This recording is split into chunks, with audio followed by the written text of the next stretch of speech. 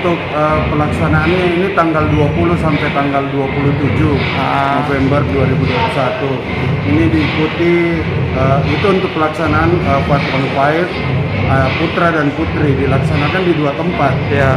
Gor Matuangin dan Gor Ciputra.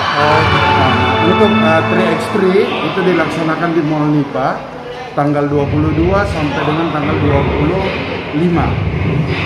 Nah, kebetulan untuk pembukaannya sendiri itu akan dilaksanakan pada tanggal 22 di Mall Nipa dengan dihadiri itu Ketua Perbasi langsung, Praporprov ini untuk menyeleksi tim mana saja yang akan berhasil mengikuti Porprov di tahun 2022. Nah, kebetulan ini kita di telescouting dari Perbasi Pusat dengan dari tim IBL dan ada beberapa untuk tim rookie nasional.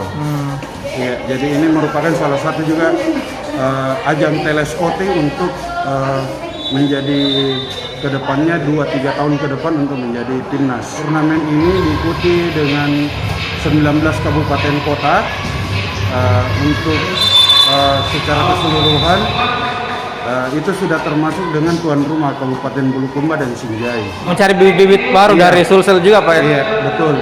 Karena alhamdulillah untuk tahun ini tim rookie kita ada loloskan 1 orang. Iya, untuk itu asli pemain Kota Makassar. Kalau tim Putri Makassar persiapannya udah 4 bulan sebenarnya. Agustus kita sudah mulai termasuk dari seleksi sampai kerangka tim. Kita punya nama 24 nama. Sekarang yang main 12. Tapi ini tetap bagian dari menuju ke Porprov yang di Bulukumba sama Sinjai nanti tahun depan. Gitu ya.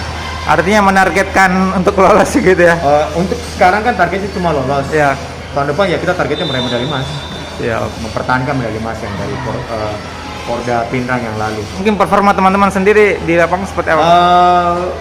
Kalau saya bilang untuk mencapai titik puncaknya ini sekarang baru 80%, karena memang satu kendala pandemi dan memang uji cobanya kurang. Tapi pemain ini diambil semua dari klub-klub terbaik di Makassar, terus dari SMA-SMA terbaik juga. Memang in the bestnya untuk Makassar sekarang.